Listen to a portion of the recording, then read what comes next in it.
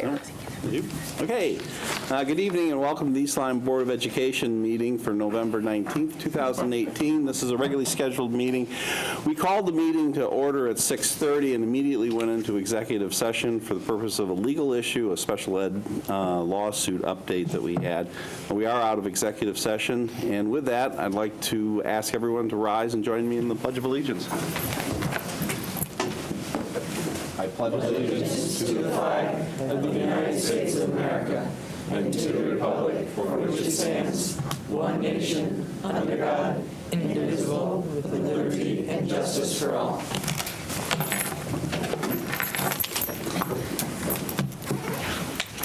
At this point, the board would be more than glad to hear any comment from the public concerning any matter of the district. Anybody want to address the board? No? No? Anybody? No?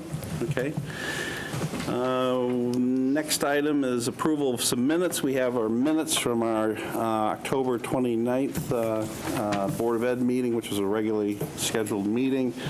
Anybody like to make a motion? I make a motion to approve the minutes of the regularly scheduled October 29th Board of Ed meeting. Second. Second, Barbara seconds it. Any comments, corrections, modifications to those minutes? No? Okay, all those in favor signify by saying aye. Aye. Opposed, abstained, passes. And we have another set of minutes, which were the minutes from our Committee of the Whole meeting, which was last Monday on the 12th of November. It was our budget workshop, which I must say I thought was excellent. It was very good. Would you like to make a motion on those minutes? I would like to make a motion to approve the minutes of the November 12th Board of Education Committee of the Whole workshop. I'll second. Okay, Candace seconds it. Any comments, questions on those? Nope. Okay, all those in favor of the motion signify by saying aye. Aye. Opposed, abstained. Everybody was there for that one. Passes unanimously. Okay, special reports. Mr. Salerno, Mark is here from the Board of Selectmen. Good to be back. Hi. Yeah. Good to see you. Just a couple things. A couple meetings ago, I don't know if you're aware, we passed a purchasing plan, which applies to the town. Does not apply to you guys, but I know there may have been interest, so if you're interested, a lot of work was put into that. Yes. It may be a good starting point for you guys if you guys decide to go down that road. There was an announcement last Monday about the emergency management, public safety complex. As you know, the town's been going back and forth for the last 20 years, so we have an opportunity before us. We'll be hearing it at the Board of Selectmen, but it's the Honeywell building down on West Society Road, and it's got to go through Board of Selectmen, Board of Finance, and then through referendum, but it would house the police, emergency management, dispatch, and fire marshal would be consolidated down there. So now that we got finally through the school project, there are some town buildings that do need some attention, so Absolutely. that'll be coming up soon. So, That building's definitely in need of attention. oh, definitely, yes, a lot of leaking and stuff. So Yeah. that's all I have. We have a meeting tomorrow at 5. Hopefully it's quick since it's the day before Thanksgiving. And my understanding again is that really the location of the police department really doesn't have much effect on us at all because the police are always out moving around. And They're always on. There's 3 on the Always on the road. streets, It's yeah. where they go to begin. Yeah, we're probably not going to have like in a city where you'd have officers there stationed all the time. Yeah. We don't anticipate that. Good. But Good. I missed the last building commission meeting because of the snow, but There was a lot of snow. it took me a long time to get home. But what I have seen of it, it's looking like it's good. Yeah, we're gonna plan I'm sure I'll get a report. Yeah, we're going to talk about it in a Yeah. little bit, but, Yeah. yep. Do we have a date that it's going to the Board of Selectmen? It's going to be in December at some point. Now, are there any town meetings planned to actually have discussion on it and get feedback? There will definitely be some follow-up, but I don't think it's been scheduled yet. There is a short time frame on the purchase sale. Yep. The Honeywell has given us 3 months. So it will be, starting in December, there'll be a lot of information sessions and meetings, so that'll be coming. And I misspoke, our meeting is Wednesday at 5. Thank you for correcting. Thank you. Any other questions for Mark? Okay, great. Thanks very much. Let's see, high school student representatives, Samit is here. Yes. Hi. Good, how are you? Good evening, everybody. I'll start off with the sports news. So the fall season obviously ended, and some of the stuff I might say might be repetitive, but I just wanted to get it out there, to close up the fall season. So obviously girls cross country won ECCs, and as did boys, and the boys were the second year in a row that they won the cross country. As for volleyball, the girls lost in ECC finals to Woodstock, fortunately, but they did make it to the third round in states, which is nice to see. Boys soccer also, Woodstock took that, but they made it to the second round in states. And for girls swim, really positive, they won their 19th straight ECC title, and they finished 4th place in state. We also had a few girls go to all states, and they competed as well there, so that was really nice to see. Field hockey became co-champions in ECCs against Stonington. And as for winter sports, girls practice starts on the 26th, and boys practice starts on the 29th, so right around the corner. Wow. As for other athletic-related items, I learned today that they're redoing the floor in the North Gym, so that's kind of interesting. The Youth Parks and Rec Lacrosse Turkey Tournament will be this Saturday, the 24th. Yes, this Saturday. And the Powder Puff game, which Paige is actually practicing for, is tomorrow night, the 20th at 6:30. So looking forward to that. What time's the meeting? I'm sorry. 6:30. Yes. The music department hosted the Regional Music Professional Development Day on the 6th of November. And the Drama Club had a successful past few days with their fall production, Almost Maine. Really good. Yes, and that ran from the 15th to the 17th, so that was nice. Cultural Night will be December 7th. It will be hosted by the Diversity Club and I believe the World Language Department as well. And one of the topics that will be discussed this year is also social issues. The Veterans Day 5K went successfully on the 3rd. Despite the poor weather, there were many runners that participated. The Veterans Day Assembly was last Monday on the 12th, which also went well. At the high school, basically this room was sort of where the veterans came and we greeted them. The culinary department provided breakfast and lunch, and the ceramics class actually created tiles to give to the veterans. Aside from that, there was a presentation in the auditorium with guest speakers, and one of the guest speakers was actually Mrs. Johansson. So it was nice to hear from her as well. Nice job. Coast Guard speaker. The Board of Education convention, which Paige attended this past Saturday, I wasn't able to. But she said it was an incredible opportunity. There were about 10 other student reps from the school around Connecticut, and it was extremely rewarding to get their different perspectives on how issues should be addressed throughout the school and the board as a whole. And she said she loved hearing all the different feedback from the other students reps. Overall, an amazing day, and she wanted to thank all of you for the opportunity. Something that she wanted me to tell you was the temperature in the school. At the high school, at least, she says that the English area, or I haven't noticed this too actually, but she says that the English wing is usually like very cold, and I guess that kind of wanted to mention this now as the weather gets even colder, but there also seems to be like an issue where some classrooms could be overly warm one day and then really cold the next, and then a balancing problem where one wing is cold and the other is warm. So We're gonna get right on that. yeah, that would be Dave's great. got his book out already. He's writing it down. That'd be great. Yeah. Yeah, it says somebody wants space heaters for Thanksgiving. I saw that too. Some teachers have actually put space heaters in their rooms because it's getting really cold. Like I know in the World Language Department, a few teachers have it. But it would just be great. I don't know if that's the right thing for the board to come to, or if I should talk to Mr. Susi individually. But just want to bring that up because Bring anything up. yeah, We'll great. catch up with Mr. Susi. All right, cool. definitely. Yeah. And there's also the high school accreditation today at lunch, so a few students were selected. And aside from this, there are also other topics that were discussed. I think the school does it every 10 years or so. Other than that, some high school faculty were in China for the past week. I believe the faculty are Mr. Susi, Mrs. Kelly, Mrs. Koswick, and Mr. Kidd. There might be more, but those are the ones I know for sure. And they said, I was talking to Mr. Susi to talk to some former students, some foreign exchange students, as well as visiting a school to witness the education system over there. So it's really nice to hear from him how the experience went. And lastly, Mrs. Hardy's Contemporary Issues class went to D.C. this past week. That was from Wednesday to yesterday, actually the 18th. So aside from presenting bills at Princeton Model Congress for 4 days, we toured the White House, the Capitol, we visited many museums, and watched a political comedy show called Capitol Steps. So it was a very fun experience. Yeah, That's great, Samit. that's about it. Thanks. Any questions for Samit? Barbara? Samit, what did you say was the time on the cultural night on the 7th? It's on the 7th. I do not know what the time is yet. Okay, but it's in the evening, right? Yes. Oh, yes.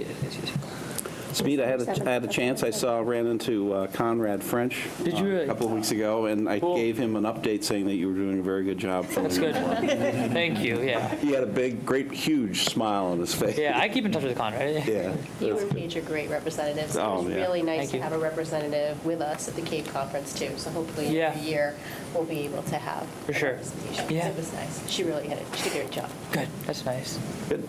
All right. Well, we have two representatives from our East Lyme Middle School. We have Brendan Fan, is that? Yep, that's it. And Jillian Arnold are here. Welcome. And you have some information to share with us? Yes, I'm grade 8 at ELMS. The school year started out very strong. This year, our technology has greatly improved. In grade 6, students are given. Maybe. Good start, Brendan, good Take it start. when it comes. Sorry, just a small. Sorry. In grade 6, students are given the opportunity to work with Sphero Robotics, and they're able to actually program their own robots. And this year, our school has started with Office 365 and the cloud, as well as Google Classroom. Great. In terms of sports, our cross-country team had a phenomenal season. At the McGee Invitational, we had top finishers in the eighth grade boys race, the 8th grade girls race, and both 6th grade races. And at the state meet, which was on November 4th, we had a couple finishers in the top 50. And last week, we had basketball tryouts. Our basketball team is looking to be pretty good this year. And swim tryouts were also last week, so swimming should be good. Last Monday, we had our Veterans Day celebration. We had a panel in each kiva, so we got to have some individual attention in terms of questions. And we had a school-wide assembly at the end of the day, which there was actually 5 students that read essays that they wrote. We had student-led conferences on November 6th and 7th, where students get the opportunity to have a talk with their parents about academics, which is actually a one-on-one conversation, which some students don't have the opportunity to do at home. So my kiva also went on a really cool field trip a couple weeks ago to Sturbridge Village in Massachusetts. So we learned a lot about social studies, and I know that Jillian's kiva went on a field trip at Project O. Yeah, and so that's where I'm starting. Our school has a partnership with Project Oceanology, where I think it is 5 slots Project Oceanology gives to our school to be filled for their summer camps. And for the field trips, we got to ride on one of their boats and learn about marine life in New England and about the changing coast of New England, basically by like the development of human ways of life along the coast and how it's infecting the environment. And then also I'm starting at like the beginning of school. We had back to school night where parents come after school to learn about their children's classes and teachers and basically what they are learning this year. Also, then we have Taste of the Arts where parents come with their children after school to experience and learn about their children's life arts classes. And each of their classes normally has a demonstration of what they are learning. Also, we had a Thanksgiving food drive run by the Leaders Club where kids had to bring in non-perishable food items for care and share, and I think there was like a really big like turnout of boxed goods. Wow. Also in Connections, which is a meeting with a small group of students every other Thursday, so it's like to divide the school into even smaller groups. Each kiva is doing something to help like a local charity or like cause. And my kiva is making placemats for like the woman shelters, and we're collecting hats and gloves for care and share. And another Kiva I know is helping a charity called Austin's Army. It's a charity for a boy who has cancer and his parents need money for the treatment. They collected money for the charity while also raising awareness about Austin's Army itself. And I think that's all we have done so far in school, but it's been a pretty good school year. Yeah, that sounds great. Wow. Excellent job. Any questions for our middle school representatives? No, just a very big thank you. Yeah. Exceptional job. We're very proud of you. Great. Sounds like the Veterans Day was really a Yeah. big Yeah. success. you know? Definitely. It was really good. Yeah, that's excellent. Very nice. Brendan, did you run in those cross-country meets? Yes, I did. He's being a little humble, by the way. Brendan is being humble. A little humble. Because he's a phenomenal runner. Thank you. You were in the top, or the winner, though, McGee, right? Yes. Yeah. Really? Yeah. Oh, Yeah. well, congratulations. Thank you. Brendan and Jillian as they come up to the high school eventually to Yep. be some of our superstars. What So grade are you two in? Eighth grade. 8th grade. Which Oh, wow. Kivas are you in? I'm in the Ospreys Kiva. I'm in the Blue Crabs Kiva. Oh, that's my daughter's Kiva. Good. Excellent. nice job. Great job, Excellent. guys. Thank you for coming. Thank you. Yeah, Thank you yeah, for coming. and usually we request that you stay for the entire meeting, but we make a special exception, and you're welcome to leave, so. Go home and get some rest. Yep. Have a nice holiday. Yes, you as well. Happy Thanksgiving. everybody. Yeah, happy Thanksgiving, yeah. Giving. Okay. Good job. So much happening.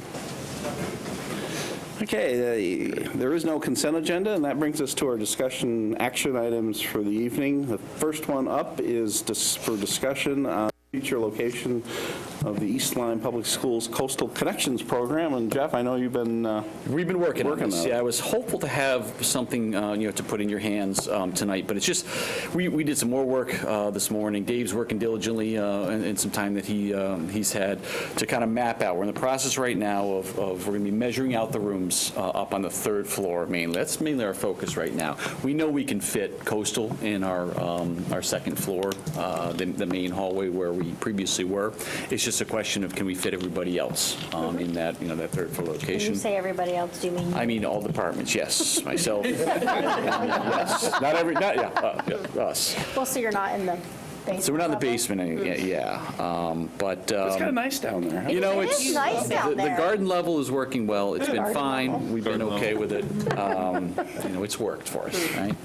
It's worked. But so we are mapping that out. We spent about almost 2 hours this morning on every Monday we have our central office meeting. Spent about 2 hours this morning kind of putting some, I drew it out and we kind of put some little tabs and stickers on, where names of people could go. And then we're going to work with Dave on the actual measurements of those rooms and see if we can put it all together. And then we will bring it to you for the next meeting. Anybody to talk have, about. just to double check, if it turns out that it looks like that the Coastal Connections Program can go into that middle floor in the Board of Ed building, everybody okay with that? I mean, if that, I just don't, if there's some, I can't imagine if there'd be an objection, but I think it's an ideal spot for it. It is. And if it fits, it'll be great. And we've always been told there isn't enough space there, but I beg to differ. And I mean, there is a tremendous amount of space Yeah. in that building, especially in the 3rd Yeah. floor. The building, the Right. rooms themselves Yep. are enormous. Enormous, yeah. Yeah. Yeah, It's just redesigning them. That's right. There will be some associated costs with needing to put up some walls worth upstairs. it. But yeah, I mean, worth it with the $30,000 plus in savings every year. Absolutely.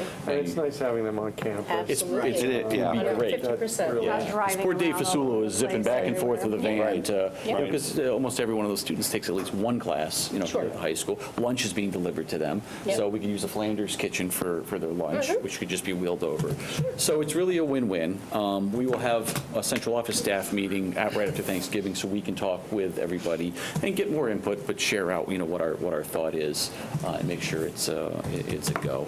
And Chris Taylor, I've been in touch with him as well, the fire marshal, Right. to come over. We really need his blessing to make sure that he's okay with what we're drafting up and thinking, and then we can go from there. So we'll see. The coastal lease runs out at the end of this year too, so the timing is good. So we need to by the new year we really should have this finalized and ready to expedite. When we say $30,000 in savings, was the lease $30,000, not including heat and all that stuff? Yeah, that's not, or- that's only the lease is right around 30,000. Everything is around So $30,000. it's like a whole bulk So you're dollar? the phone and Yeah, Yeah. I'll double check, but technology, I okay. just didn't know if it was. it's either 30 or 32,500. Yeah, I That's- thought it was a little bit over. I 32,000. thought it was a little over 30,000. We'll add up and we can get an exact number, but it's right around that mark. I didn't know if there was like an extra $10,000 in No, electricity it's and all not. that other It's stuff. a minimal amount that we pay each month on top of the regular rent. That's why I feel like, I think 30,000 encompasses everything. Okay. Yeah. And also it gives us security too, which would be good because we're going to keep security in that central office building. Yeah, So, that's good. yeah. Well, that was my question. So so do we have to do anything different from a security perspective for the, Nope, they have nothing right now over at Coastal. So they'd be gaining that by coming into our building. We would just maintain the one person that we've had this year. And we would budget for that person to remain in our building next year. so do they get a fob to keep? Oh, yeah, they'll have a like, fob, yes. Yeah, the Okay, building so- always is locked, so they'll fob in. It'd be just like a setup of, the high school here. Okay. Where, kids will come in at the designated time, and then, the building becomes secured and locked, Got it. so. And they don't need an access to Flanders, to the elementary school framers. I mean, we can coordinate with lunches and whatever, but Yeah, there's a locked door between Flanders. So in order to get into Flanders from central office, you have to have a fob. You can't just access that door. So that's the other nice piece, where there's no, we have one student that works in the kitchen over there. But he'll be, fobbed in and walk through. So, so it's really, it's its own separate location. And the kitchen is on that main floor of central office as well. So they need a kitchen space. So that would work out well. So, I'd like to thank you for actually looking into, Yeah. we had been bringing this up actually for a couple of years. I know Yep. that I had brought it up back Yeah. in 2012 or 2013. So, It's been a while. yeah, I mean, it's great Yeah. to see you take the, well, it really helped, I think, us moving out of our, our offices to really kind of hone in on what it might look like. But it was a good discussion this morning, so. Yeah, it was a good discussion. So, Okay, all right. We'll leave that right there. so many different configurations. Everybody good with that one? Yeah. yes. Okay. We'll move on to our next item, which is an update regarding the elementary alterations project. And we had a building committee meeting during the snowstorm, as Mark had mentioned last week. Poor Joe Vitro never made it home. He got out to the highway and it was closed down, turned around and came back and slept in his trailer. Oh, my God. So he didn't make it home. Wow. They were terrible, Yeah, for your Cape Conference, yeah, it was pretty bad. Thursday night. yeah. 9 hours in New York. They turned around but- and went back yeah. to school and slept at But we had a very productive meeting, I thought. And Dave is here as well. Probably there's two main items. One is technology, which Amy, Pat, and myself will discuss. The other one is the issue at Haynes with the water issue. But, but the most important, not issue, but finding was, we had the meeting at Niantic Center. Yeah. And after the meeting was done, we actually took a tour of the almost nearly completed classrooms that are in Niantic Center. And wow. They are really nice, and it's just amazing. And, actually, what the best part about what I saw on the renovations project was the stairwells. Yes. The stairwells are absolutely spectacular. They're bright light, the painted, it just is amazing. We're moving in tomorrow. Yeah. So the wax, as soon as the wax dries, they're saying by noon, we'll be moving our tech people, thanks to Amy. Moving in tomorrow, the doors are in, the casework went in today. That's exciting. And as soon as that wax dries, we're in.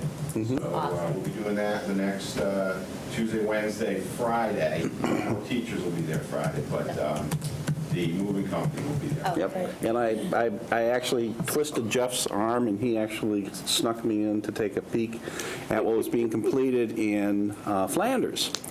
And I got to go through and see the new kindergarten rooms and the bathrooms and the aisle, and everything looks brand new. I tell you, and the windows in Niantic Center are awesome. The windows are awesome. Absolutely awesome. Yeah. I just, yeah, so, I mean, it is going to be so cool, but it is, I mean, we still got a ways to go here, so, Yeah. anyway. So we need to get a full board tour. Oh, yeah, That's what we need to do. definitely. So Lynn, we'll work on that and get that set up Definitely. for right after Thanksgiving.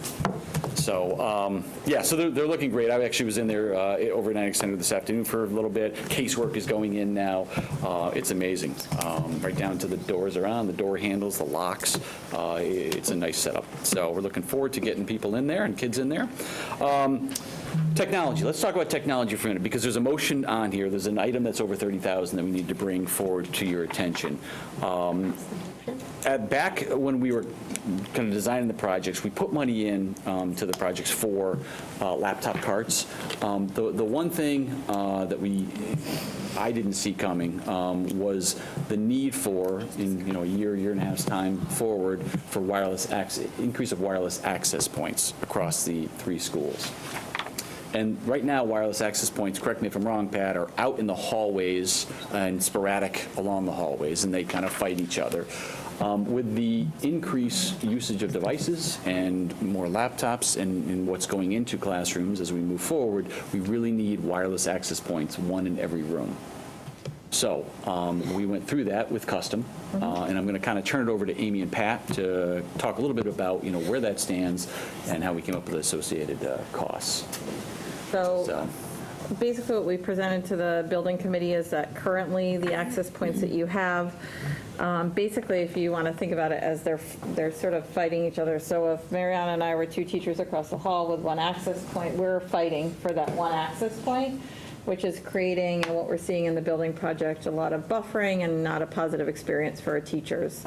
So one of the things we looked at and with Custom is that the last thing you want to do is transition staff back into a new wing with the same access points with increased devices because you invested in laptop carts. So we sort of came back and proposed to you that we should probably get to the point of having that access point in each of our classroom instructional spaces. Each access point supports 40 devices. So if you think about it from that standpoint, up to 40, you could have, 5 a station within the classroom. You could also bring in another laptop cart of, say, 20 devices. You're up to 25. And then obviously you might have the device of the teacher as well as the possible teacher device within the classroom, depending on what projector system they have.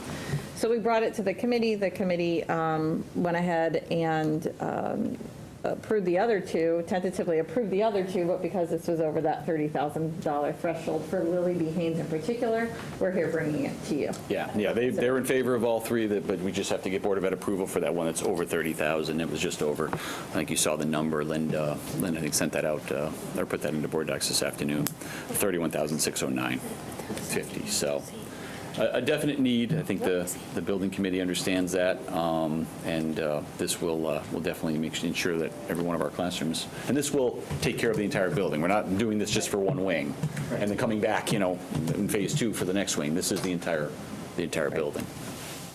So.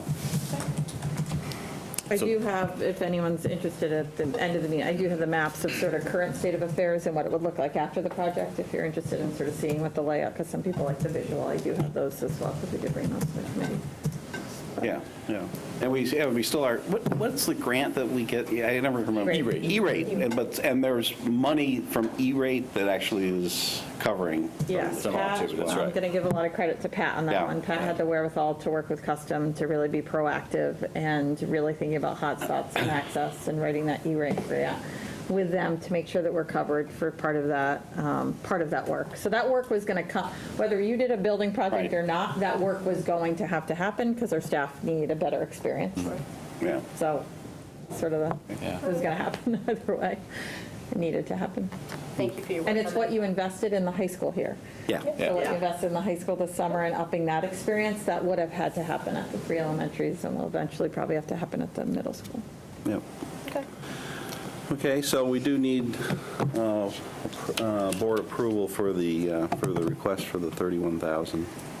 So would anybody like to make a motion? Barbara? Yep, I'd like to make a motion to approve the installation of wireless access access points at Willoughby Haynes in the amount of $31,609.50. Okay. Second. Second, Candace seconds it. Any other discussion on this? Jamie? Where, I'm sorry, this is coming from our contingency fund?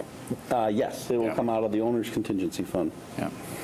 And there's, our board, the building chair has his arms wrapped all around that. Yeah, he's got a tight running list. I was just going to ask you what Those the total dollars. was left on that.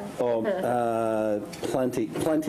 And we had a transfer of $247,000 from the GMP contingency that was in the process Yeah. that's occurring as well. Basically, ONG transferred money from them over to us.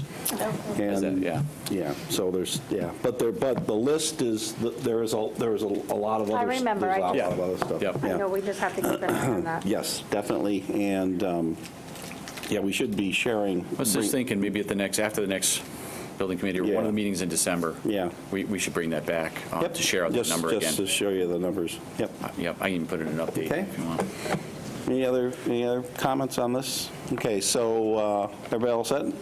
All those in favor of the motion signify by saying aye. Aye. Opposed? Abstained? Passes unanimously.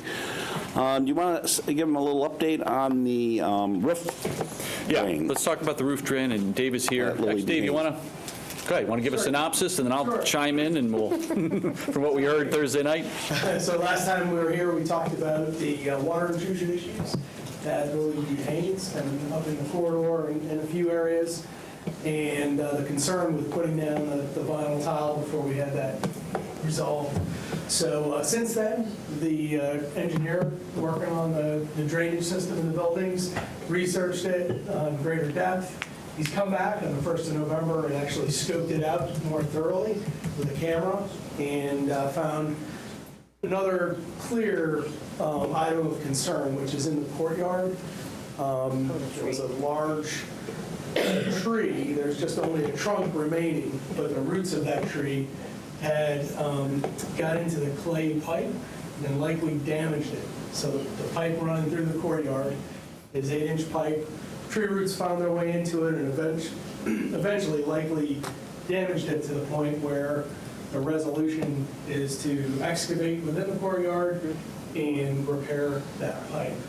So that's one of the issues the engineer's report identified, or paths forward. The other was, we had mentioned last time that there's a point further downstream where 2 8-inch lines run into each other, and his suggestion was to, put a structure in at that location where those lines connect, and then connect those to the existing 12-inch line.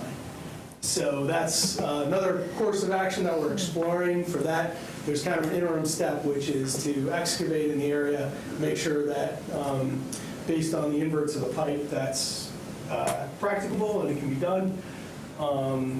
So that's the next steps forward. So again, back to the concern with the vinyl tile, we're holding off on installing that right now until we get through these new steps. But the good news is that there's a way ahead on resolving those issues, or a current way ahead. So it'll be tough with, some staff moving back into new rooms and kids moving into new rooms, and they're not going to have more tile down, but it Right. really makes, no sense at all to put tile down and then have an issue, down the road in the spring with a heavy rain, so. So, Oh, yeah. yeah, just to clarify that, so the test was done on the moisture content of the concrete, and it was borderline acceptable levels for being able to put the tile down and have it adhere properly. So a decision was made that let's hold off and do all the tile till we really know whether that concrete is going to be able to hold the tiles or not.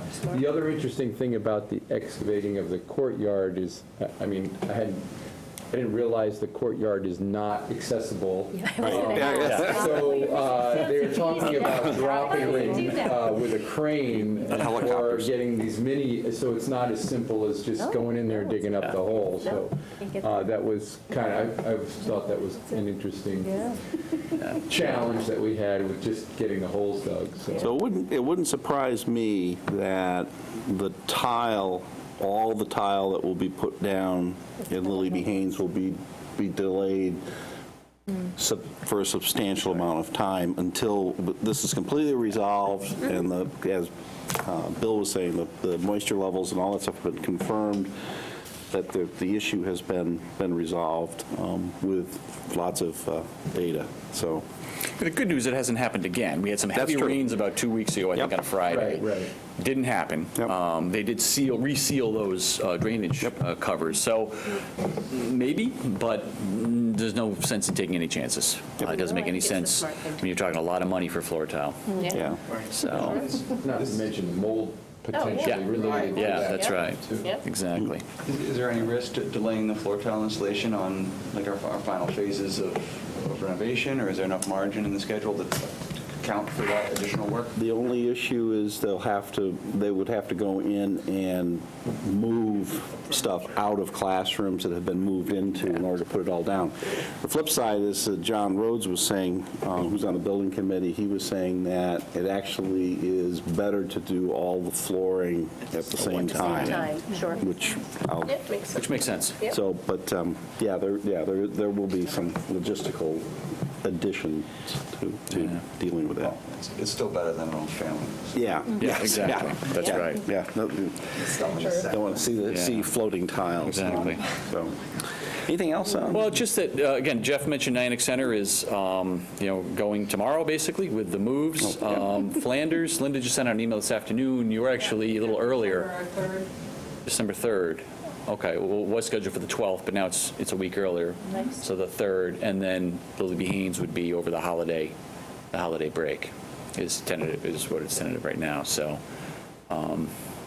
yeah, I mean, other than that, Dave, is there anything else that's hanging out there that you can think of? Those are the big items. Those are the big items, yeah.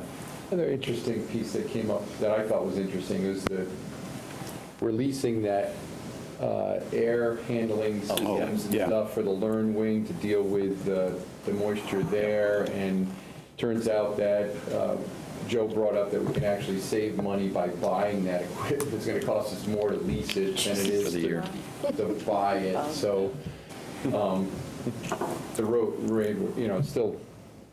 Anyway, there's some savings. It looks like we're going to end up buying that stuff, right? Yes. Yeah, there's 3 dehumidifiers, which would be used, purchase used, that are in the Learn Wing still. And then there was 4 air scrubbers, I think it was, that we would purchase brand new. Yeah, so, which also makes sense because the filters on those are very expensive in order to replace, and we would have to be replacing the used ones right now. So they would take the used items away, filters and scrubbers, and give us brand new machines with brand new filters, which we would then own.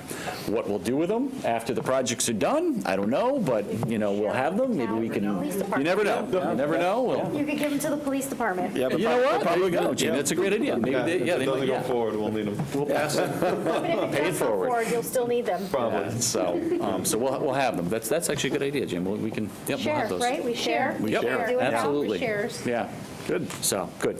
Okay. I think that's it. Everybody good with that? All right.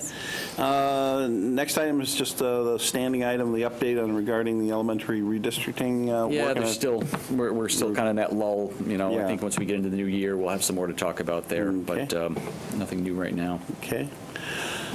Next item is consistent with us trying to keep on tabs with our commitment to the long-range coherence plan that we have for the district, the 5-year plan.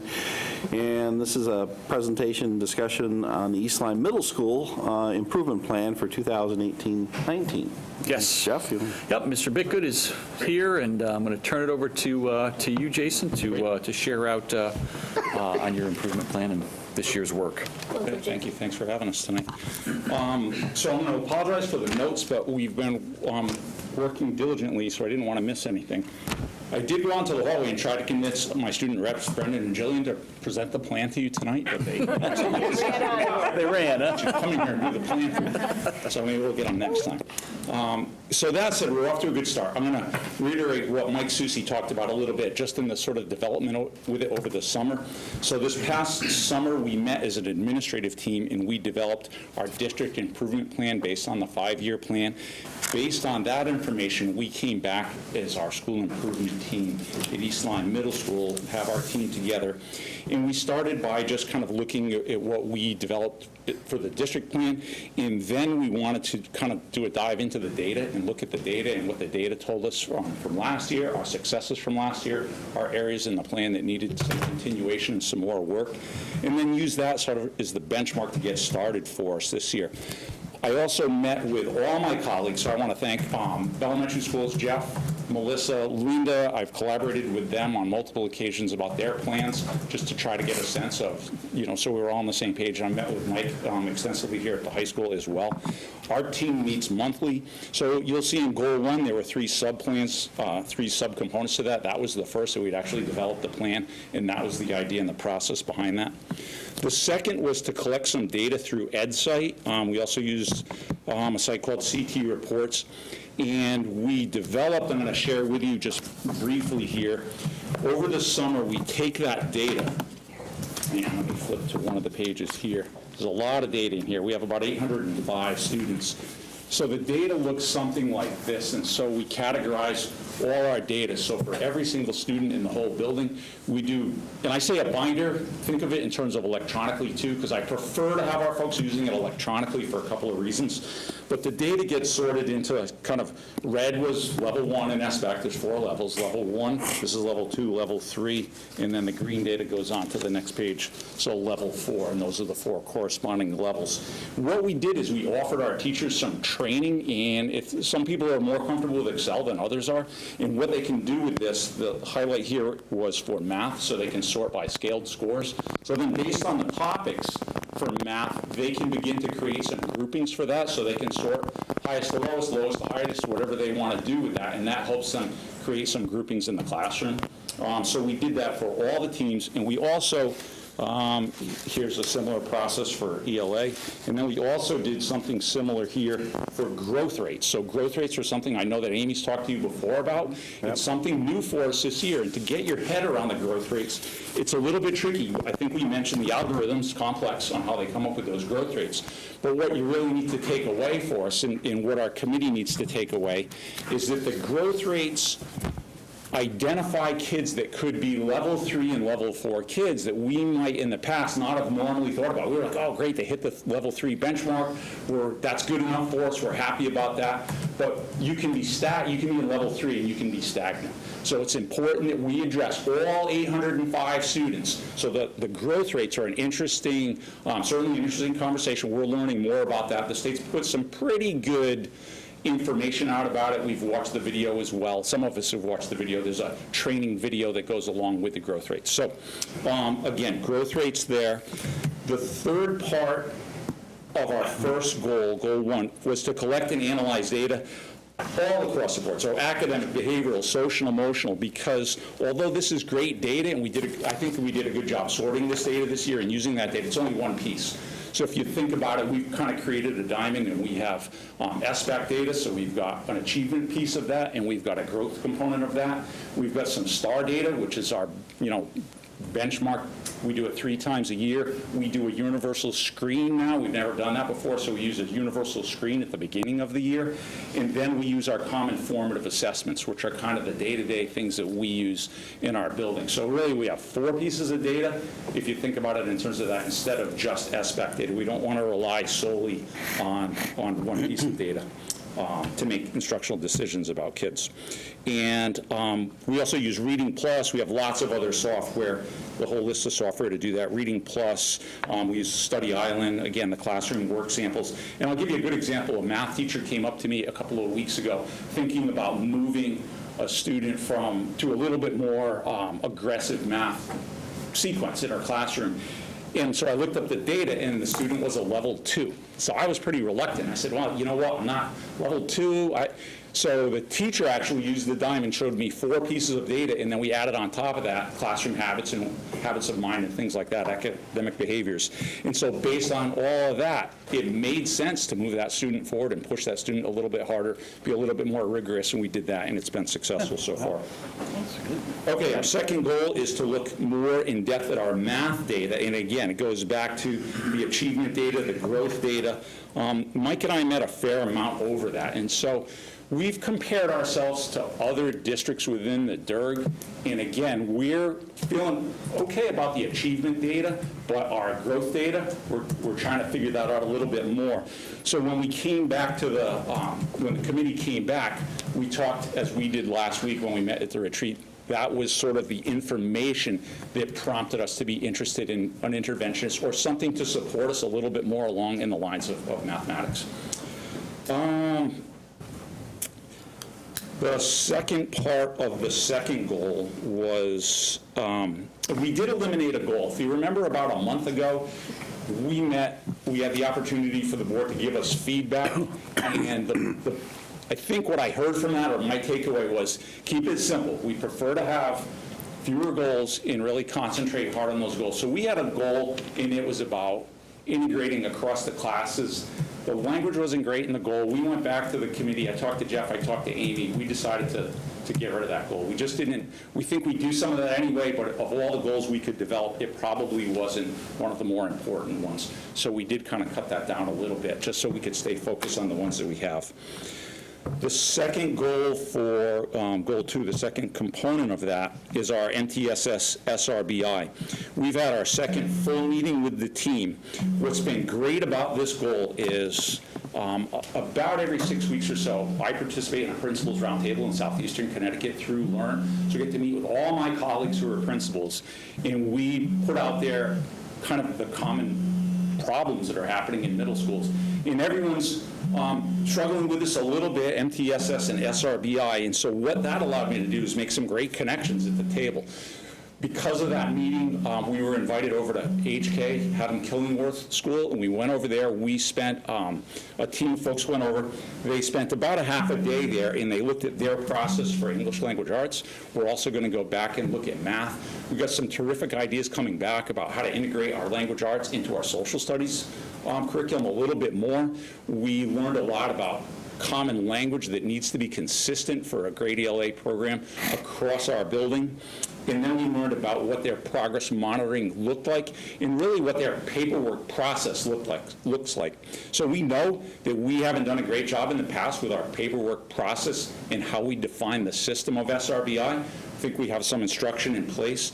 So that's given us a chance to think about how we want to get it right and how we're going to move forward. Today we had a chance to go to Lyme Old Lyme Middle School. So we spent a couple of hours there today, looked at a program that was a little bit different, not necessarily better or worse, but it allows us to come back and look at the best practices. Haddam Killingworth, Lyme Old Lyme, we have visits coming up in Glastonbury and probably Farmington as well. We wanted to get out of our DIRG and go see what a couple of DIRGs above us look like, just so we can bring that back and see how we can integrate that.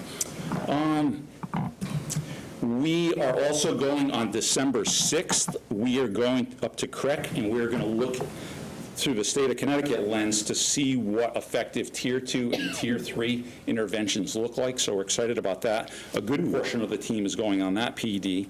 We also have, Mrs. Kelly is going to talk about it a little bit, about some upcoming training for school climate, which kind of ties into this, and also about restorative practices. I'm going to let her talk about that.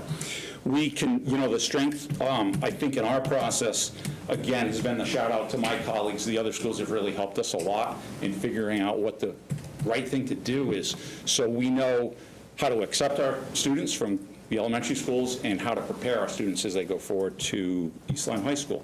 So I want to thank them for the work that they've put into this as well. Mrs. Kelly, who I'm going to call up, has done a great job for us with our third goal because of her background as a school psychologist and is one of the district coordinators. She's kind of spearheaded our social and emotional goal. So Claudine is going to come up and talk to you about that. Hi, everybody. I'm Claudine Kelly. Nice to meet you all tonight. Our third goal, as Jason had mentioned, is the social emotional, and within that we have 3 goals within. The first was reviewing, analyzing social emotional behavior data collected from the previous year. What's good about that is last year we have done that through the lens of what we call a student life team, which is comprised of our related service staff, our psychologists, our social workers, the administrators, teachers. We also have our school nurse that's there as well, and our school counselors. And at that venue, what we did last year is really kind of, with Fidelity, started collecting data collection. So we implemented the same process that we used last year, are also incorporating it this year. We've tried to be as consistent with the social emotional behavior data as we have with our academic. So we're at a beginning stage with that, carrying it over. What's been really helpful with that is, as last year at the end of the school year, we were able to share the information that we collected on our 8th grade students that were transitioning to the high school. Collaboratively, we met with the high school folks, the school counselors, the support staff with regards to students at risk or concern, and helped to really drive some of those decisions and the supports and the programs that they need to ensure that their capacity to be able to move on up to the high school would be as smooth as we could. Some of the data that we looked at had to do with some suicidal ideations and DCF referrals, various crisis interventions. So the receiving team had felt that that was really helpful as well with regards to planning going forward. What's also been really good is, seeing as this is the second year, we're able to compare some of the data from last year, looking at longitudinal and really analyzing where we were last year to this year. That's been huge. I think, too, the information that Jason was able to present to you, to the board, and, as we continue through the year last year, really helped us, I think, solidify being able to increase our social worker from a 0.5 to a 1.0. And that, as a building at the middle school, has helped us tremendously. Since that time, we've been able to, with having the 1.0 person, add some additional groups for areas that we have identified at Student Life Team as areas of needs, specifically some anxiety groups, one for 7th, 8th graders, one for 5th, 6th, and then also focusing on for some of our students who are dealing with loss and trauma. So that's been a huge piece as well. The other thing that's been great with having the social worker, the full-time, is being able to participate with many of our reentry meetings, our various meetings that we have in the building, and really being a liaison and networking within the community. That's been really, really huge, and the kids have benefited greatly. So we continue to work with that and looking forward to a lot of good things there. We've also, kind of 2 and 3 are, in many ways, overlap. The second goal within is identifying current social emotional practices at ELMS. We're working really hard to be able to make sure that we're communicating to our Kiva teachers, our general ed teachers, in terms of the level of support with some, being able to protect some confidentiality, but making sure that staff is aware which students are receiving which support and, how and where they're accessing. And if they have questions of even strategies for day-to-day, tying that social piece, the behavioral component, into the academics in the day-to-day. So we're working hard on being able to do that as well. We are looking at, again, identifying needs of our teachers, trying to provide PD for them with regards to being able to help foster classroom and maximizing classroom behaviors and supports as much as possible. Jason, Mrs. Frost, one of the other assistant principals, and myself also met with Dr. Joanne Freiberg from the state a couple weeks ago about ensuring school climate and culture, making sure that that continues in a positive way for both the staff as well as the students. So we're looking forward to a training coming up for school climate training in beginning or mid-December, and then looking at restorative practice. And really, with the restorative practices, are we as administrators doing as much as we can to make sure that we're keeping the kids in the building? We want the kids in the school, looking at the way that we're addressing some of the issues that are coming up, not from a punitive means, but being able to really try to incorporate students in the classroom as much as possible, not having them lose academic time, very similar to the concepts obviously within the academic piece. We're also continuing the growing our district mentor program, so that's been really huge. A lot of great connections from students we had coming up from the 4th grade to the 5th grade, in addition to hooking up some of our current students new to the district that have come in that really have benefited from the mentor program, and we're looking forward to growing that as well. And just really trying to be transparent with all of our general ed teachers and working with them and growing the interventions and strategies and making sure our kids want to be in the classrooms, because if they're in the classrooms, they're going to be able to access the learning a whole lot better. Good. Very good. Thank you. Yep, good. Very, very good, very good, good. Thanks, Jason. Any questions? I had a question on, how's the, what's the thing called, DESA? Yeah, how, I know we've just started using it. But we had piloted. Yeah, that's it, pilot, yeah. We had piloted last year, and I know that I am on the social emotional committee, so we're still exploring different options of what and how to roll forward and what we're going to use. And I don't know if you want to add a little bit. Yeah, so I mean, it hasn't reached full implementation at the middle school. We've just had that pilot piece, which they had 163 students that they rated last spring. Has just with that little piece of information, has that triggered any, have you used it for, anything? It confirmed a lot of things for us. Yeah, is that, okay, maybe that's what, yeah, okay. So I think it's just a method of going with the other information we have. It kind of helps us with that. Got it. Okay, good. Next. Questions? Any? Oh, what, I'm sorry, Ryan's first, good. I just say, I think it's a strong improvement plan. I think it's well-targeted. I like the sort of the data-driven approach. I like collaborating with peers. I like the benchmarking. I think those are all strong. And, I think you've challenged yourself and in a way that's transparent, and we'll see, we'll be able to see your data improvement over time. So I appreciate it. I just want to commend you for, thank you. It's a good plan. Thank you, appreciate it.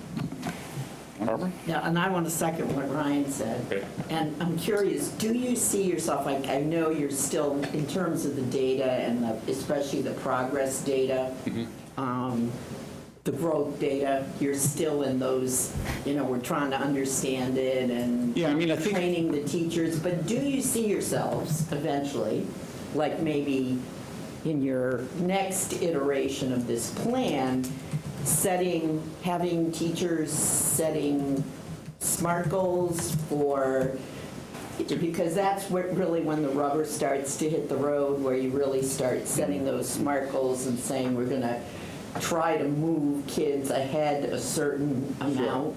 It's a great question. We actually do it through My Learning Plan. So Okay. when the teachers in their 45%, their performance and practice goal, Okay. we actually set those goals. Oh, good, in because that was portion part of the my plan. question. If Yeah. you tied it Yeah. into your Yes. professional, which are tied into teacher evaluation. And, Exactly, right. which are then tied in, those become our goals, including Jen's goals and my goals, and those are the goals we present to Jeff to see if we made those goals at the end of the year. Right. So the math people are doing it with math, and Correct. the language arts people are doing it with language arts. That's great. We do, they do a quantitative goal, and then we do a qualitative goal as Right. well in that part of the plan. Do we know what SMART stands for? Strategic, measurable, attainable, results-oriented, and timely is the type of goal that's put together for that piece. We've done a little work, too. In this committee, we're exploring something. You might know a name called John Dewar. He's a venture capitalist out west, and he wrote a great book called Measuring What Matters, and I would recommend that book to you. And he works with a concept called developing OKRs, objectives, and then key results. So in this committee, we've actually established our objectives for the next meeting, and then what are the key results. So everyone on the committee had to go out, they had to read the executive summary of SRBI from the state of Connecticut, and then they also had to find another district with a plan that they felt we could, gain something from, and they have to report back when we meet on the 28th. They have to report back on that plan. So again, I found that book to be very, very useful, and I found that method of establishing OKRs to be something that I wanted to implement in this committee. Yeah, well, kudos, because doing all of that and, being an instructional leader and overseeing all of that and looking at every kid like the way you're doing it's It's a gargantuan task. It's a big task, but a great team of folks behind Right. that task, too, so it's not just me. Right, so kudos to you and your staff. I want to commend Jason and Claudine and Jen as well for getting out to other districts, too. I mean, to find the time to do that with their committee. I wholeheartedly believe in that, and going and seeing what others are doing and reaching out to, districts that are higher Durg, Farmington, to see what practices they're doing to pick up some good practice. And as I said, the principals roundtable has been really helpful. Jen and Claudine also participate in the assistant principals roundtable as well, so we try to cover all the bases with that. Good. Thank you, everyone. Thank you both. Thanks a lot. Yep, very nice. Yes. Yeah. Excellent. Okay, next item is for discussion action is the proposed East Lyme Public Schools staffing plan for 2018-19. Yes, as we do each year, it was a little bit later this year, but we wanted to make sure we pushed out the entire staffing plan. For all of you, you've heard mostly about the changes, with our reduction of, two teachers, as well as for this year, as well as the increase in the social workers and the psychologists component. The other big piece in there is the pool and the aquatics. You probably saw all of the staff. There are a ton of people in the aquatics program, all part-timers, swim instructors, you name it, lifeguards. So that's a big one that's in there now. And the other one, we moved personnel listed as district-wide, certified and non-certified to their actual assigned buildings. So we took them out of district-wide, so you might have saw some shuffling there. So those are the the highlights of it. Again, the rest of it's going to look the same to you as, all the previous years. I don't know if there's any specific questions on it, but. Any questions? I just noticed that we still have some vacancy in the social work. We do, yeah, there's still that, And that- 0.5, and yep, we're still trying to Isn't there fill. also a psychologist that we were missing or something? No, we have a school psychologist on maternity leave, that we didn't fill the long-term sub for that. So we had, we contracted with an evaluator to fill the need, and then the new elementary social worker has been providing the counseling hours that are in the kids' IEPs, in the school psychologist. Do we know when we're going to get the person we're missing? We don't know. I talk with Child and Family like every other week, and she fills me in on, their hiring practices. The last time we talked, she was advertising in some additional places and, trying to be flexible. Every candidate she gets that applies, she kind of talks through to see, if they're viable, and then if they are, what kind of barriers they could remove to get the person in the role. They are short-staffed at their agency as well, as social workers are a hot commodity right now, so they're in, Yeah, a lot of districts are trying to scoop them up. Yeah. But hence maybe that idea as we move forward of trying to hire our own. Yeah, to lock them in and keep people. Not only that, then you have the continuity and they get to know the families. Yeah, That just exactly. makes it so much better. Yep, so that's something we're going to be looking at in the future, but as of right now, it's just something that's kind of over here, and we'll eventually get it in front of us to do some work there. So, but Kim's on it and really trying to get this last person. Hopefully, we can solidify them soon. Yeah.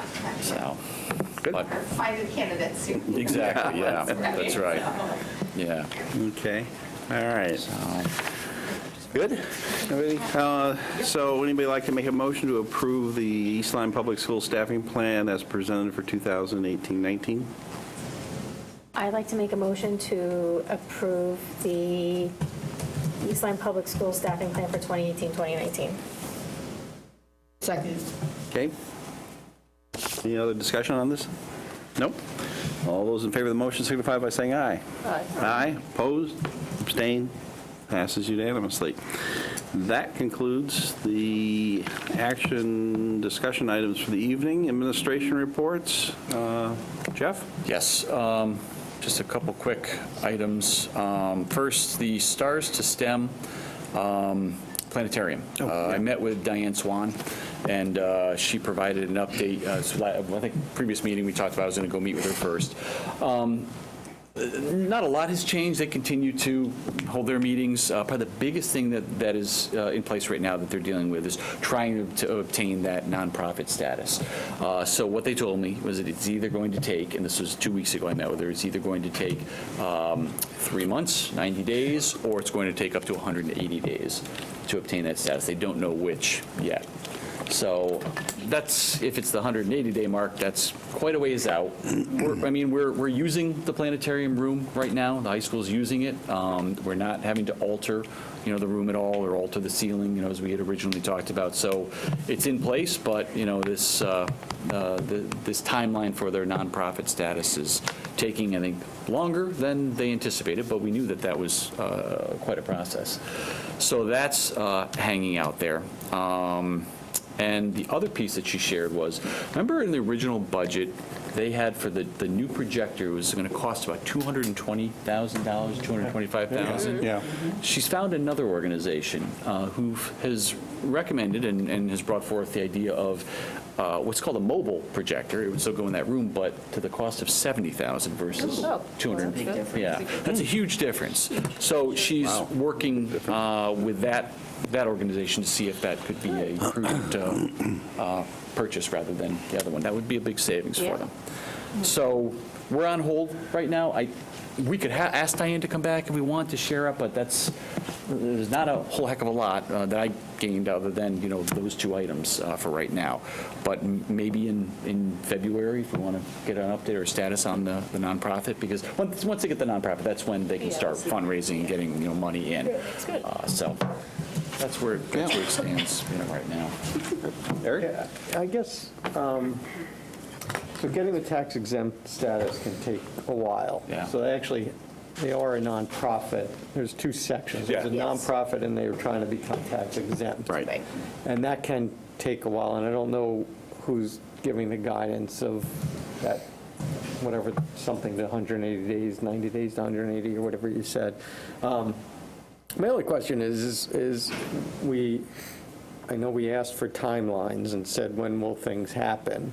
And they're behind, because I remember being told getting tax exempt status won't stop them from being able to fundraise, and I think it has. Yeah. And I know we said it would, because people aren't going to donate until they know they can get the deduction on their own return. And they thought they'd have the tax exempt status now. I think it was October, November timeframe. No way. And we said we didn't think they would, and it's going out. So the only thing, I don't know, if it's not holding us up anything, then it is what it is, and we just wait.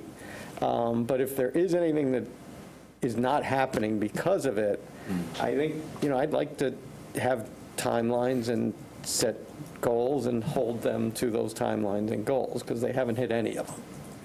So that's, and I'm sorry, they're going to come back and say, well, we've hit some goals, and they probably have, so that was a little strong, and apologies for that. But the financial pieces of what they said, because it's all about fundraising, and Jamie's not here, but what the Miracle League is doing is phenomenal, right? They're getting out, and they're raising, and it's incredible what they're doing. I was worried that you were hitting the same donors, right? The same people who are donating to the Miracle League, you're also hitting up for so the timing may not be right. So if nothing else, Jeff, if you say, look, we're going to, we're using the room how we'd use it anyway, and it's not holding anything up, then if we're not losing anything, then I don't think that's fine. Then we can just let it ride. But if there's anything we're holding back, I'd like to know that, because then I'd like to get more time, be harder on the timeline. For this year, there's no holdup. Mike is using the room, but he's repurposed and been able to make it work. I don't know what his plan would be for the following year, so that's something we would want to address. So it'd be good for Mike to tell us, when does he need, to do something? If he wants to do something next year, he probably can't find out in August. No, we can't wait that long. So and then we should communicate that to Diane as well, just so that she knows, here's what we're dealing with and when we need to make a decision. Sure. I'll talk to them. Okay. Anything else? So that's it on the planetarium piece. I'll continue to kind of follow up with Diane, and if anything else comes forward, I'll share it with you in a Friday update. Okay. CIP, just a quick update on the capital improvement plan. We had a first quick initial meeting with the town, just to kind of put out there things we're thinking about. So we really didn't have much time to react to that. That just came out Friday from an email, so we were at CAVE.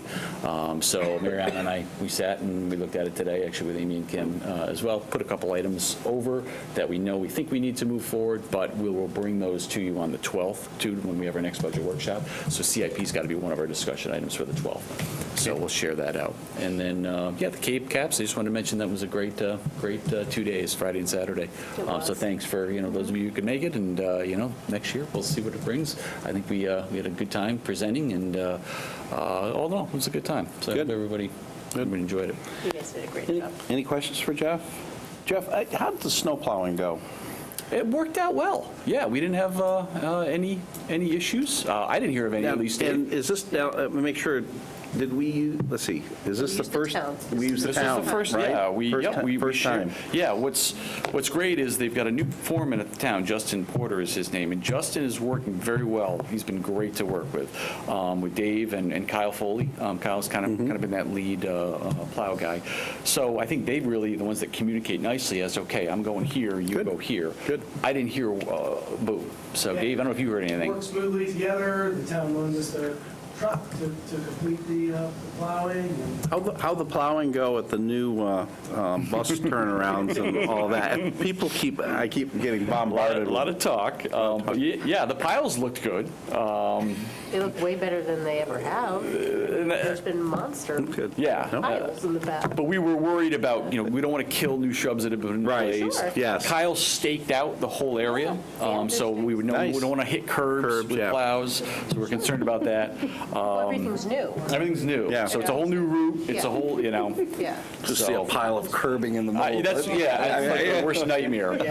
So, no, it Okay, went well good. over Well, there. that's good. That's Yeah. great. Well, That's when we fantastic. get 16 inches of snow, hopefully we won't, I know, hopefully we won't someday, but we just want to make sure we've got space, to put it all. So we're going to lose some spaces in those situations, that's for sure, but we'll do our best. Good. I just want to note that night, actually, when Jamie and I were coming home from the delegate session that was that night, that was snowing, and it was treacherous. It really was. But they were plowing Lily B. Haynes, I want to say it was about 7:45. So, we're watching because it's the first year that we're entrusting the town, and we want to be priority, clearly. We don't want to be the last on the list. And I think they did a great job. Yeah. Good. Excellent. We didn't have any Excellent. issues. We talked at 4:15 that morning, and things were in good shape. I just want to touch on the planetarium project and that whole thing a little bit, because I think the Miracle League is phenomenal, and the basketball thing and all that's coming together, but we can't put those side by side. They're totally different animals, and the Miracle League is an organization that's beyond our town and established and quite frankly, easy to rally people behind, whereas a science project just doesn't gather the same kind of momentum that sports and special needs does. So I don't think it's fair to say, well, the Miracle League's raised all this and the planetarium people haven't done that. That's they're completely different things, and the rewards are going to be completely different as well, assuming if they can pull it off. If we're not doing any harm to Mike in the program, I think the benefits could still be big for this. I understand that they're not meeting maybe some of the deadlines, and we can't let things go forever, but I don't think it's fair to do that. And I do think that in some cases the Miracle League has kind of probably, maybe gotten some of the same money that may have gone here, maybe not, but they're completely different things, and I don't think it's fair to put them side by side like that. Okay. Yep. If I can just respond, I don't know that I was putting them side by side. What I see is, the Miracle League has been very successful at fundraising, but they are potentially tapping into the same donor pool. So if they are, people only have so much money that they can give. Right. So what that could do is delay, so we're delayed in getting the tax exempt status, and what could further delay it is the people who are donating to the Miracle League might say, well, this year I'm not I gave to arguing that, yeah. So now, all I'm wondering is, look, this would be fantastic if we have it, and I know I've said that 100 times. My concern is, can we execute and actually operationalize it? And that's what I don't know, and we need to do a lot. There's a lot of fundraising. They need, I can't remember, it was like $600,000 of fundraising, or I may have that wrong, so please don't quote me on that. It's been a while since I looked at those numbers. But Miracle League's fundraising, we're doing all this fundraising, if it's the same people, it may just take an extra year. It might take an extra 2 years. And so I just want to understand what that's looking like. But I agree with you, if we're not losing anything, and Mike's able to use the room, and, then let them go and execute, and it would be fantastic. Even if it's in 3 years that they come to completion, that's still great, because we still have it for our Still town. have benefit, right. Yeah. Okay, good. Jeff, was that? That's all I have, yeah. I just want to wish everybody happy Thanksgiving as well, Yeah. so enjoy the rest of the week. Amy, you got anything to add? So I might as well just put a flag in here because you just looked at the staffing plan. So all the notes on the right-hand side are all onboarding, majority of them for the 32-hour HR program. Just thought I'd put that seed in there. The other is technology. So our biggest use right now is Niantic Center is moving. So at 12:05, should you see a bunch of cars flying to Niantic Center, it means that the wax dried and we can move stuff into Niantic Center. So that's a big piece for us technology-wise. The other piece, just to sort of give you a heads up tech-wise, is Jeff and I have now met twice with our copier company. Jeff? Yeah. Oh, you just said that, With our Jeff, so- copier Yeah. company, because the tickets and our staff using the ticket system is allowing us to see trends over time, and we clearly needed to sit down. Unfortunately, we are in a 5-year contract with our copier company, and it is not done until 2020, and the tickets are not going to go away if we didn't intervene. So we actually just today, they conducted a mapping of all 5 of our schools. They've already made recommendations to replace about 65% of them, and having our conversation. But we need building-based sort of input, and next steps would be for me to receive the map and then meet with our administration and staff to figure out what we want to do, what's best for us. It wouldn't change the terms of our contract, it's just give us stuff that's working more effectively. No additional cost. No additional cost. No additional cost. Good. Different machines, Good job. because these machines have been not good. Yeah, I went down to see Jeff just before, as they were meeting with the copy folks, and you had the room of suits. You had the big guys, the big folks showed up. So Many of business cards. yeah. But it certainly is like I said, if the staff didn't use the ticketing system, we wouldn't be aware of what a problem it is in all 5 buildings. It's very clear that it's a problem, so we're addressing that. Good. The other Excellent. piece of it, just to give you a heads up, is we are witnessing the slow death of the smartboard. Yeah. So we continue to have increased issues with our smartboard. You got to remember with a smartboard too, it also incorporates typically a teacher device, which in this room is back there, as well as a projector. So you're really talking about 3 different pieces of equipment that you're managing. And so we have been piloting ProWise boards, which basically look like big screen TVs, so it's only one piece of equipment. And just so you know, that will be coming down the pike. There's going to be a lot of conversations with teachers before really a district decision is sort of made one way or the other. But I want to be really transparent because it's very obvious. We are replacing smart boards daily.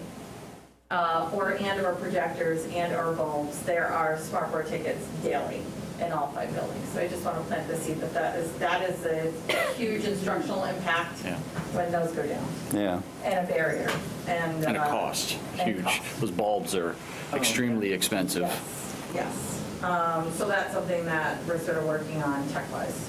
Have you gone, go ahead, Barbara. I was just, are we exceeding, is this because we've owned them for a certain amount of time and they're just dying? Mm-hmm. Okay. Yep. So is this still the latest technology? No. No. So is the latest just that the teacher would have an iPad, laptop, some device that then projects onto a TV and they can... Yeah, so the latest for us, yeah. we have our texts along with Pat that go to sort of the latest conference, if you will, and what they sort of brought to us was ProEyes, which is basically, it looks like a TV screen, but in reality, I can walk up to it, I can touch screen it, I can log into my whole Microsoft cloud-based account, and all my files are right there on the television. And I can log in via, if I walked in, I could connect it to this device right here, and it's promotes of mobile learning. I can roll it anywhere. So it also, the teacher isn't stuck to here because my board is here. They can actually take it and roll it anywhere within their learning environment as well. The board? So the board. Yeah. If you want to stop by central office and see one. Bill, Candace beat you. Well, is it at the middle school still too, or no? Because I got to see it at the middle school, Yeah, and they it have is them at the middle completely school. impressive. Yep, and they have it at the high school Yeah, as it's well. outstanding. A couple of And we have them in central office. Yeah. The problem with this, though, is that with Smart Boards comes Smart Notebook, which is a software which a lot of teachers have storage of, so that's why the teachers need to actually see the difference between the two. And really, we need to have conversations, and that's going to be a pretty large investment for us to cycle those out. So that's why I'm just planting the seed now, that it's coming. Are there Because grants the that we can teachers are apply coming. for to help with that? I'm sure. In addition? I'm sure. Yeah, Just wanna we can throw that. look for funding when the time comes up, but so I'm going to just put it out there. The writing's on the wall. Yeah. Bill, did you? I was just curious, I know Jeff was speaking of it, like, what's the learning curve for the teachers on these new things? Are they feeling like, oh, this is one more, like... I have 6 teachers that are using it right now, and Cynthia Wells actually works for ProEyes, and she's trained us, but we've asked for more training. So some of them are getting them new now, and as we're moving in, there's 4 more coming to 4 that have not used it. So yes, they're a little bit nervous about that. Yeah, the teachers that are attracted to those new things are usually the ones that want to learn it too. So when it comes to the teacher who was intimidated by it, how steep of a curve is it going to be? They've been pretty good. I mean, they've all taken to it. They know that's the next thing. They've helped each other. Diane had the first one, and she kind of tutored other people as we brought them in one at a time. But we need more training on that, and we've talked about that with Cynthia Wells. The other thing it does is it lays flat, so the kids can come around and move things around, and, you know, so it's really cool to, in the environment that we're teaching in, to have the class around it, and then they can all manipulate the ProEyes itself. So, and I do have to, while I'm talking, thank you to Amy, Pat, and Dave. They've been awesome working with me in this last, month or so, and just helping me with the building project. So thank you to you. You guys have been awesome, so thank you. I think one thing that's really big out of my office in particular is I'm really big on piloting. I'm really big on small groups of teachers getting the tool who are ready for it, not putting it on teachers saying, yes, let me try it. We're sort of doing that right now with like these Spontacipital literacy kits. If you want to try it, they're available to you. If you can't handle that right now, do not do that right now. So I think that's something I'm trying to also incorporate in the technology as well. Get your hands in there, but we're not like, just try it. And get it in there and bring your other colleague in and say, this is where I'm at. This is what I, and sort of have that spread a little bit. So actually, can I just say one more thing on that topic? So Christine Olaf, during, individual PD, offered individual PD at the school during that hour, and she offered in her room ProEyes training. So a lot of our teachers that went to Christine's room for that hour of individual PD and worked on that. So that was really cool. That's awesome. Nice. Good. Excellent. Oh, go ahead, Chair. Yeah.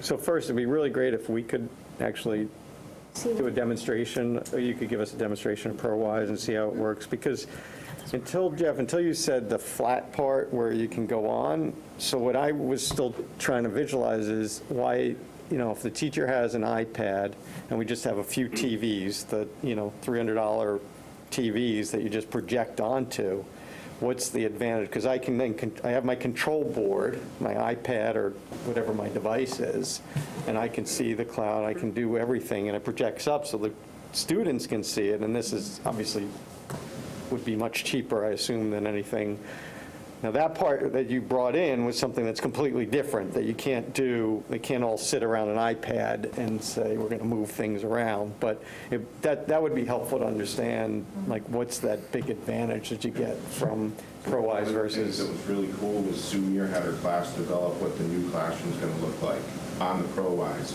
with where the counter should be, where the desk should be, where the teacher's device should be.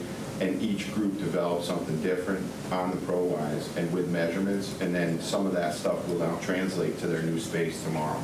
It's really, really cool Okay. stuff. Yeah, it'd be great to get a demonstration. I'd really be interested. Good. I would just like to suggest that you utilize that on the third floor to Yeah. space.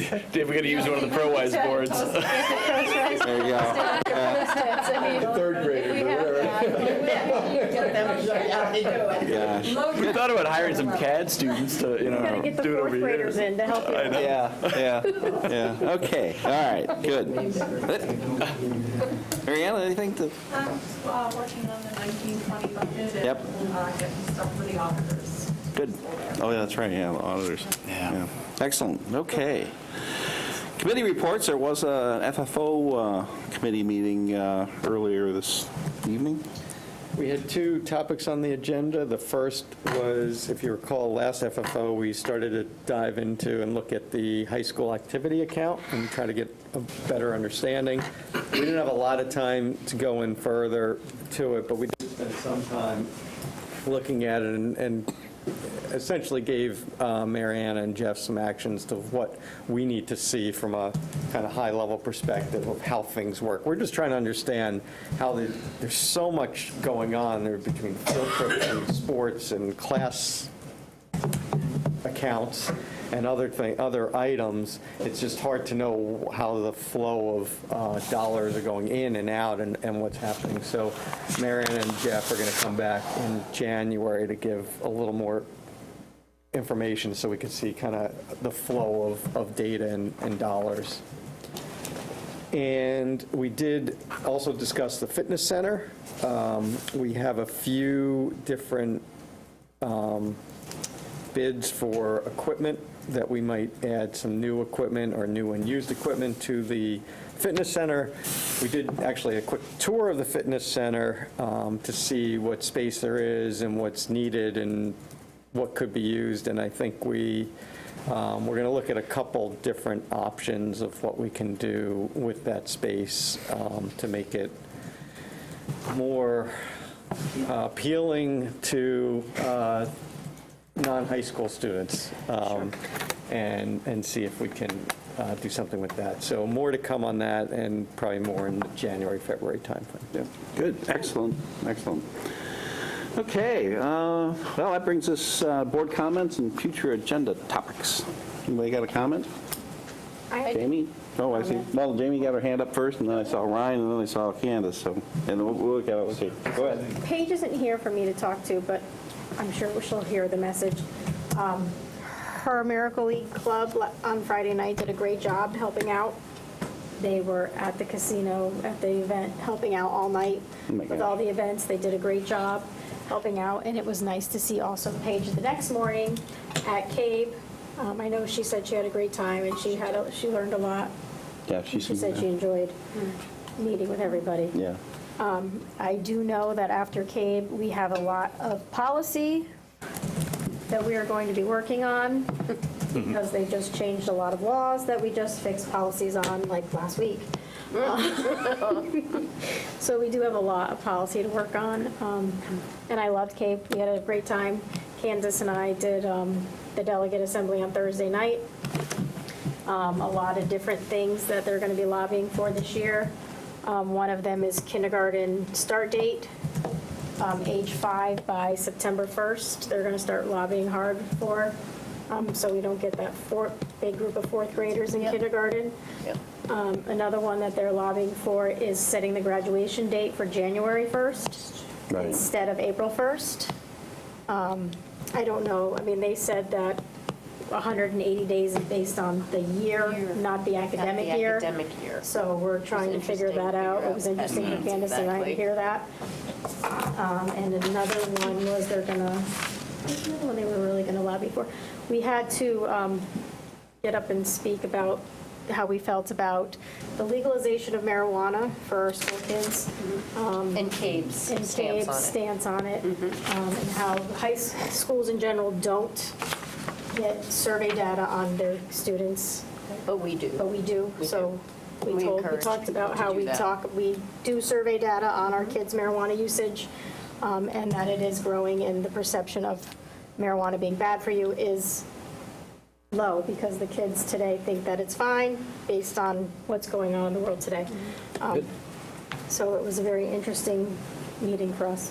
Excellent, excellent. It is. We both talked about, too, how the Cape Conference, they send the pamphlet ahead of time. Maybe it's something that we could go over as a board, just because I don't really think that people realize how important it really is on setting governance, and that we can take a part in it. And if you don't, what that could look like.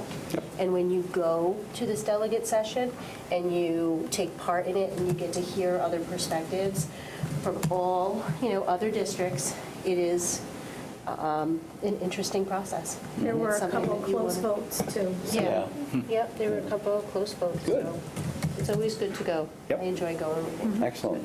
Thanks for attending. We appreciate Yeah, you guys no, going yeah, every it's year. yeah, it's really, really very good. Brian, you had? Yeah, I just wanted to say that, Jeff, Amy, and Kim presented at CABE, They did a great and they did a fantastic job. They did an awesome job. They're excellent presenters. They involve the audience. I think people were engaged. I like the degree of transparency that they had. They were self-critical, and I think that just came across really well. And I think it reflects very well on our district, and, Thanks, Randy. commend you for it. Appreciate it very much. And you guys did great.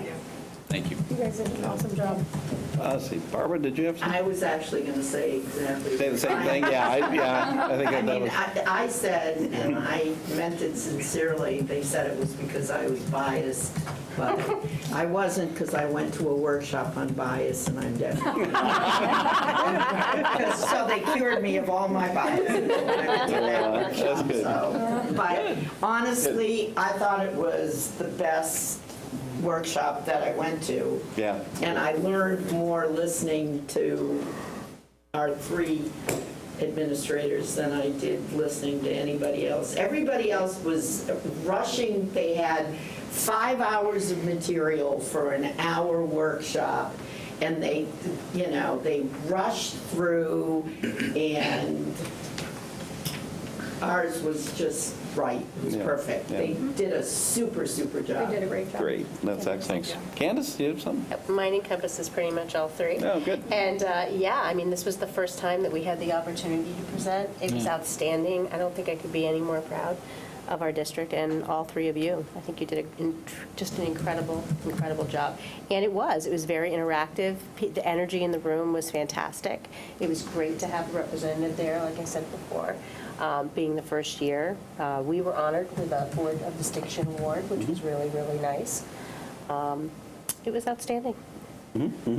Yeah, and that's the Distinction Award. It's a level 2 Level as two. well. Level 2, yeah, Pick it yeah. up. And we got Pick it a up. tag and everything, so, yeah. No, Yeah. it was great. It was really, really good. It was good. I do have just another board, just a sure. question really, Fire away. on the aquatic center. We were supposed to have an open house, kind of to go through the new and how it's looking, and I haven't seen anything, so I'm not too sure if that's still on the agenda. Maybe we could pass that along, because I think that people were looking forward to that. Yeah, we haven't set anything up yet. One thing we're waiting for, I actually asked Lynn today, Jack Staubach's plaque. We wanted to kind of get that up. Fitness center was another area we were looking at tonight and sitting there thinking, should we try and get some pieces in there and do it all at once? But it is on the radar. So I can talk more with Rob if we just want to do a pool Yeah, because piece. you want it to be I all think, you know, together maybe before we go and do it, but. Yeah, that's only I don't thought. want But if it's to going to take fall too by the long, wayside. yeah, we really want to kind of get something out Yeah. there if the fitness center's going to take longer than we thought. I was hoping to expedite that, but we'll see. We've got some good ideas with where we're thinking about with the fitness center for maybe some additional equipment, so, that we talked about. That's good. But we'll keep it, I'll let you know. We'll talk to Rob. Eric? Is there, no, I was just I'm on a curious different about topic, so. the fitness center. Is there like a subcommittee, or I'm curious as to what the brainstorming is going on with potential change there? It's a topic that the FFO committee is spearheading right now, so. Yeah, so we're looking at different options to generate, we raise rates, both for the pool and for the fitness center for our community, and we feel like we need to show them something. So we brought some different quotes to the FFO committee as to the idea of leasing new equipment with service plans, from that, which has a pretty expensive number, down to potentially finding some used equipment and bringing it in and piecing it in, little by little.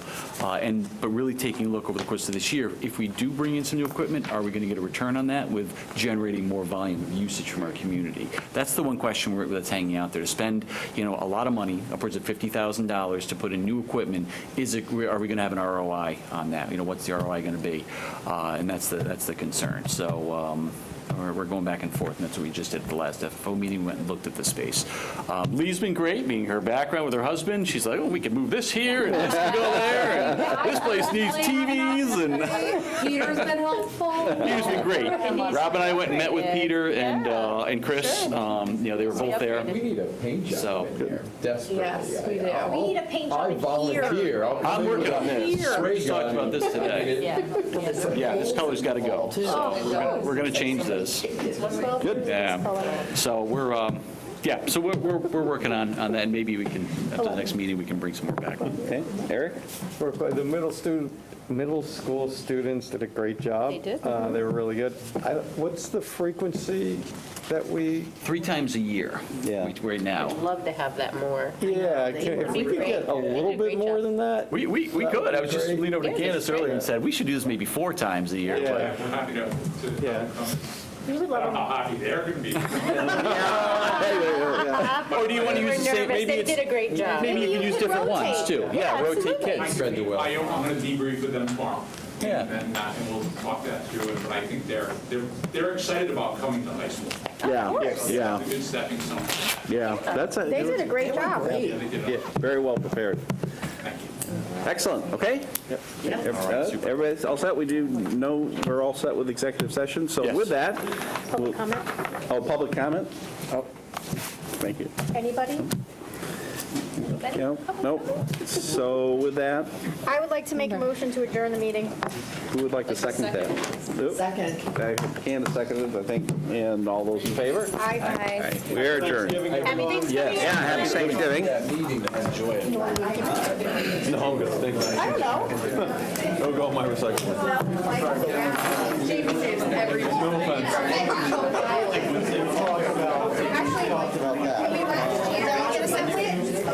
Nobody does this and nobody does that. And I go, oh yeah?